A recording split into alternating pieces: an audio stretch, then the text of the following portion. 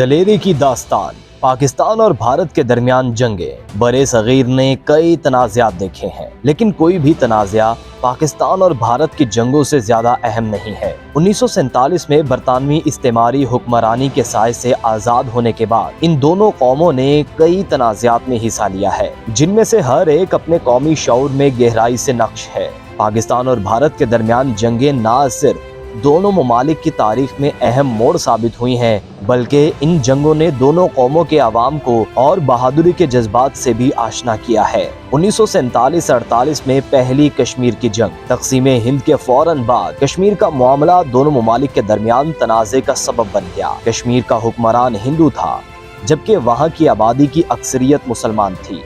پاکستان نے مسلم اکثریتی علاقوں کی حفاظت کے لیے قبائلی مجاہدین کی مدد سے کشمیر میں مداخلت کی۔ بھارتی فوج نے کشمیر کے مہاراجہ کی مدد کے لیے فوجی مداخلت کی اور جنگ چھڑ گئی۔ 1948 میں اقوام متحدہ کی مداخلت کے بعد جنگ بندی کا اعلان ہوا اور کشمیر کا معاملہ غیر حل شدہ رہا۔ پاکستان نے اپنی اولین جنگ میں کشمیر کی مسلم اکثریتی آبادی کی حمایت کا مظاہرہ کیا اور عالمی برادری کو یہ باور کرایا کہ کشمیر کا مسئلہ محض علاقائی نہیں بلکہ انسانی حقوق کا معاملہ بھی ہے۔ قبائلی مجاہدین کی دلیری اور پاکستانی فوج کی حمایت نے بھارتی فوج کو کشمیر کے کئی علاقوں سے پیچھے ہٹنے پر مجبور کیا۔ 1965 کی جنگ کا آغاز پاکستان کی آپریشن جبر الرٹ کے ذریعے ہوا، جس کا مقصد کشمیر میں بھارتی فوج کو کمزور کرنا تھا۔ بھارتی فوج نے جوابی کارروائی کی اور دونوں ممالک کے درمیان مکمل جنگ چھڑ گئی۔ یہ جنگ لاہور اور سیالکوٹ کی سرحدوں تک پھیل گئی۔ پاکستانی فوج نے دلیرانہ مقابلہ کیا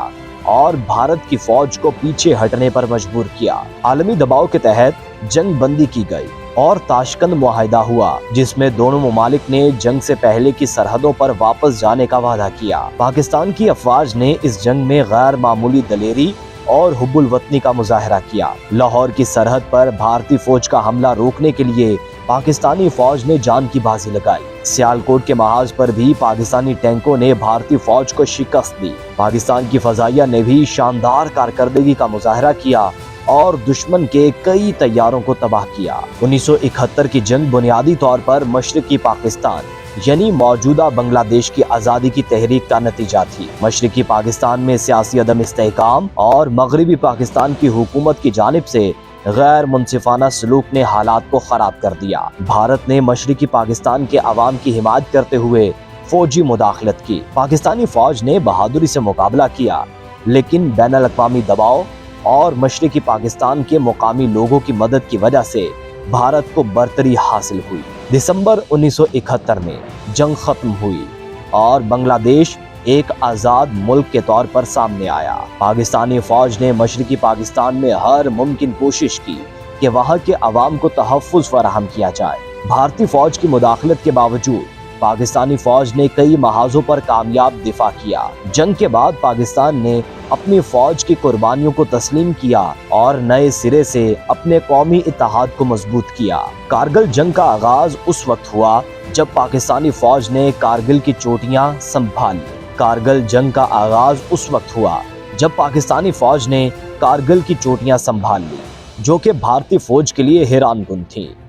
پاکستانی فوج نے بہادری سے کارگل کے بلند مقامات پر اپنی پوزیشنز مضبوط کی۔ بھارتی فوج نے جوابی حملہ کیا اور سخت جنگ کے بعد کارگل کی چوٹیاں واپس حاصل کی۔ جنگ بندی کے بعد دونوں ممالک نے امن کی بحالی کے لیے اقدامات کیے۔ پاکستانی فوج نے کارگل جنگ میں بھی غیر معمولی دلیری کا مظاہرہ کیا۔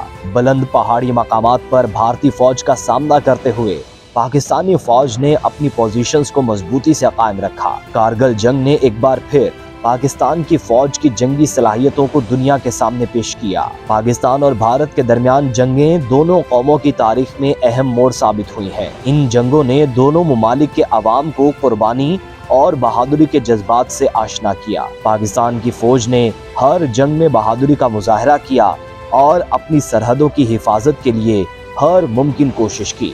امن کی کوششیں جاری رہیں اور آج بھی دونوں ممالک کے درمیان امن کا قیام ایک اہم مقصد ہے۔